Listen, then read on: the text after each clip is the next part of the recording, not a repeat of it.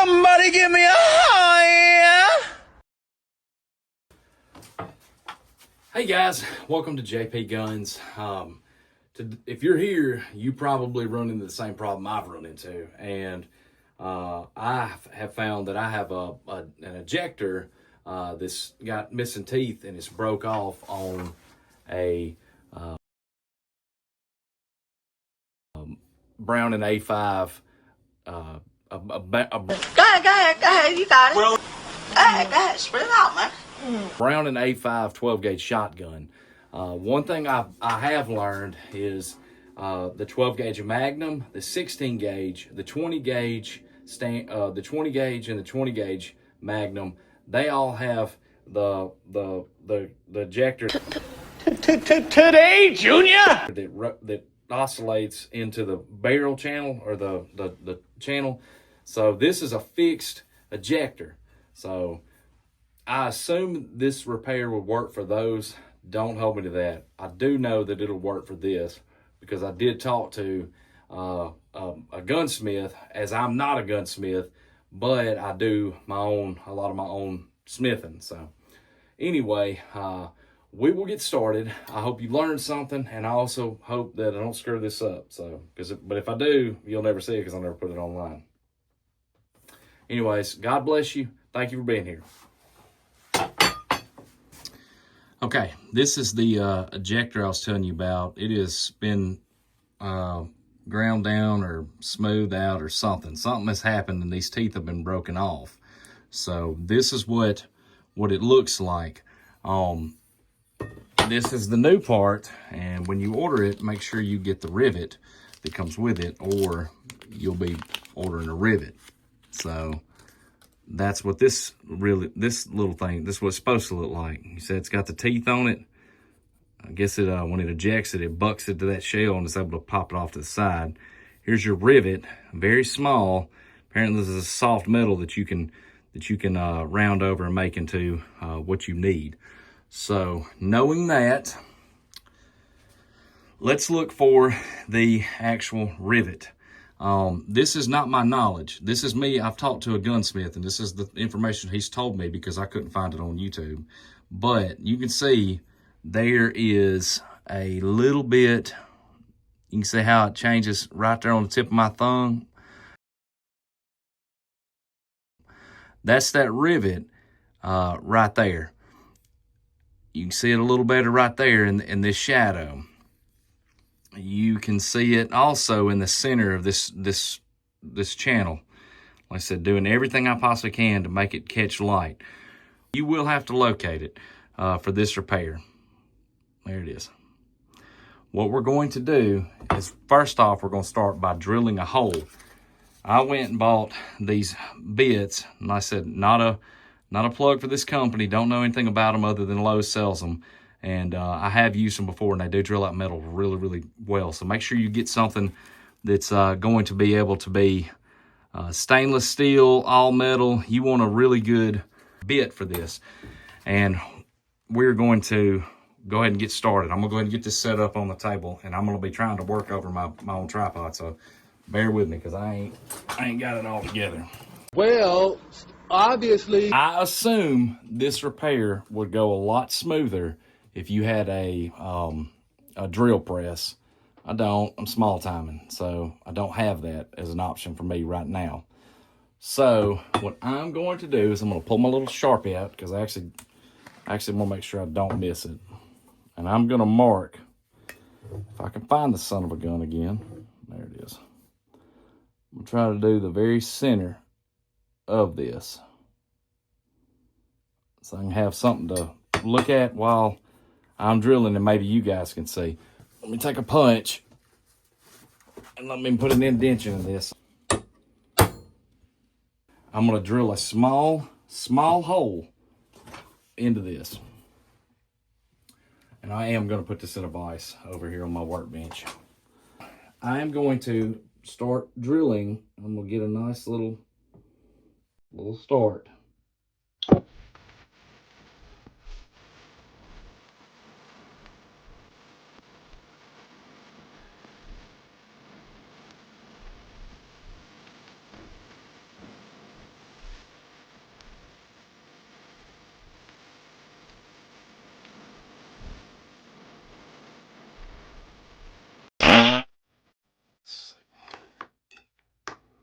Kind of curious if we can knock this out now. All right, we did actually knock it out. All I needed to do was just to make sure that I had an indentation enough to be able to get the punch straight through. But I punched it straight out.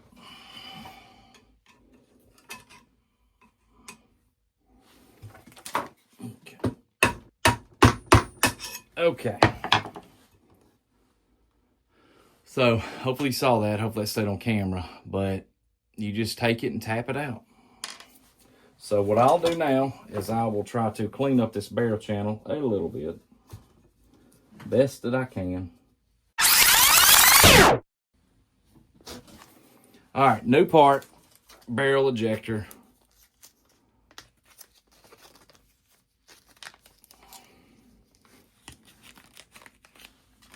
Okay, it goes in just like you saw. And I'm assuming you've got to tap it. Nope, this one you don't. Not even close. All right. So you may be thinking, hey, that seems pretty easy. Seems pretty straightforward. You would be wrong. This is not easy or straightforward. This part right here is the part that you will screw up if you're careless. And I just want you to be aware that this is where you will screw this up if you don't drill into the barrel tang by accident because you didn't find the right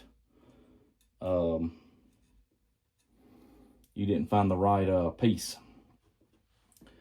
It might be easier just to flip this bad boy over.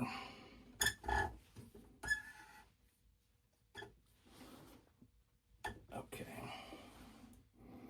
Now what I'm going to do is I'm going to try to set this down in here. We've got to basically pin it.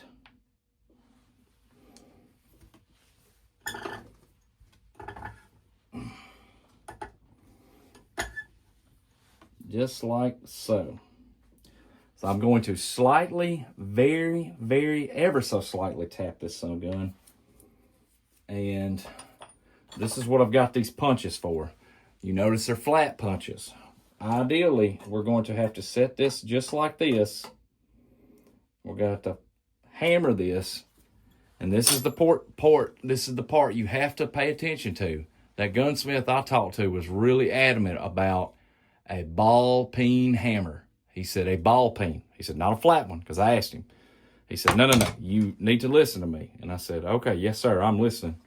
He got my attention, and he made me understand that it has to be a ball peen hammer.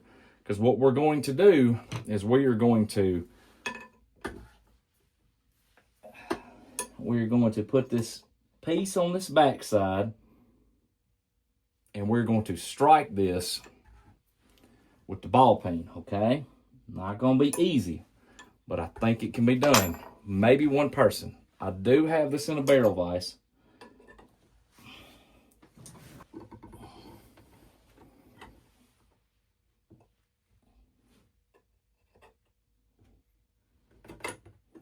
I see what this guy was talking about, how it's really tough to do this by yourself.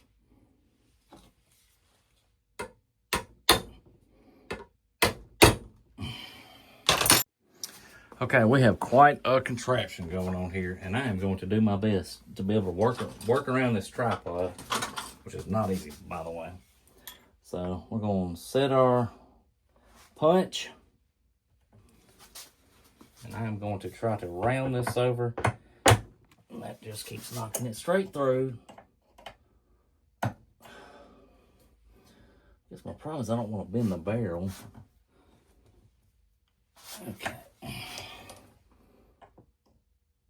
I bet Browning had a cool machine to do all this cool stuff.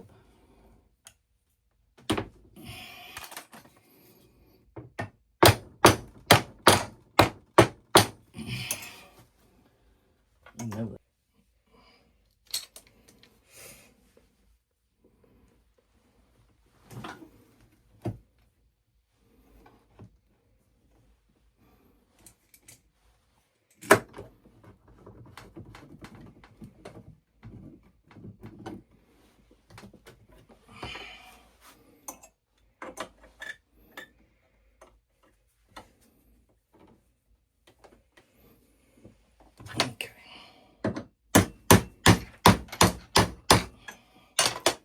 All right, guys. It ain't easy being greasy, but I finally figured out something that will work or was working. What I would recommend doing is finding you a surface about as long as the barrel. I took my flat portion of my, I'm going to have to work around my tripod. I took my flat portion of this and I lined it up to where it would mostly stay. Now with a little bit of assistance and really snugging it between the old knees, I was able to take it and I still got to finish.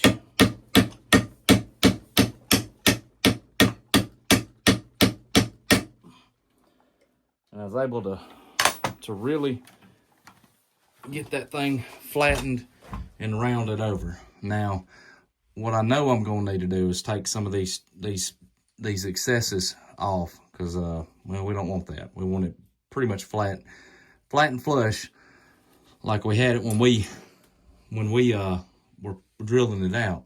We will also take some sandpaper and we will smooth all this over, but we've got to get it to where it'll hold this ejector, and I feel like it, without a shadow of a doubt, will. But that's how, that'll be a tip that I would highly recommend if you're going to do this by yourself, this repair. All right, guys, I've got my sandpaper. I guess I'll start out with 320 because we kind of do want to shave this down, but I don't really want to mess with the metal finish. And I know this is going to be a soft metal, so maybe you can see what I'm doing. Let's see. Yeah, here we go. All right. So what I'm going to do is I'm going to start working this over. Because all I want to do is take all this high stuff. I'm going to take it right off, man. All right, everybody. I actually needed to take off a little more. So I used 220. Then I polished it up with 320. All going in kind of one direction. Now we'll go to 400.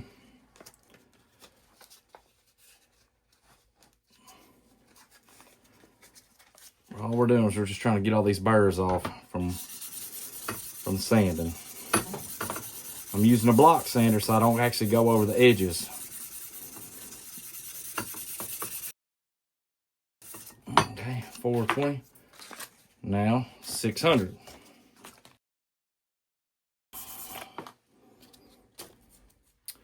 Now, polishing cloth. This is optional.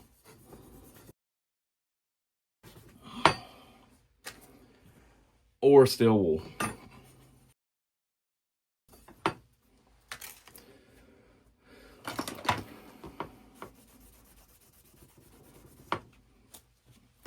All right, guys. This is pretty much the end of the repair. You can see I've been sweating my booty off in my shop. You can barely, honestly, I don't even know if you had to take it back down that far. I just wanted it to look like it was always there. But you can see with the glint right on the tip of my thumb, you can see the original, you can see the rivet. And it's been pressed in and it's been seated along in that barrel channel. All right, guys, that's the repair. That's how you do this. As far as I can tell, I would absolutely start out placing the barrel straight down and just hammering it. This is a little bit awkward to do, but now you understand why gunsmiths charge $150 to $300 to do this. The part itself ranges anywhere from $12 to $30 plus shipping. So you might catch some on eBay with the rivet at a great price. You might not, so just keep that in mind. But if you need to do it for the 12 gauge standard or maybe even the light 12, just not the magnum, not the 12 gauge magnum that shoots 3-inch shells. It takes a different extractor, one that oscillates down that barrel channel. This is fixed, so I have never done that repair, but I've also never done this repair. I don't think it would be that much different, but I might be mistaken. So at least I was able to handle this one. So good luck to your gun repairs. Hopefully this helps. Maybe you can fight your way around the learning curve, learn from some of my mistakes. And like I said, I hadn't been able to find this repair on YouTube when I was looking for it. So maybe it'll help someone out there in the future. As always, Jesus loves you. I do too. I'm a Christian. I hope you'll come to know your Lord and Savior Jesus Christ as I do. And you know, if anything, just thank you for being here and at least learning this. So know you're loved and have a good rest of your day, maybe rest of your week. So thank you. Thank you for watching. Please consider watching the next video in the series. I love you guys.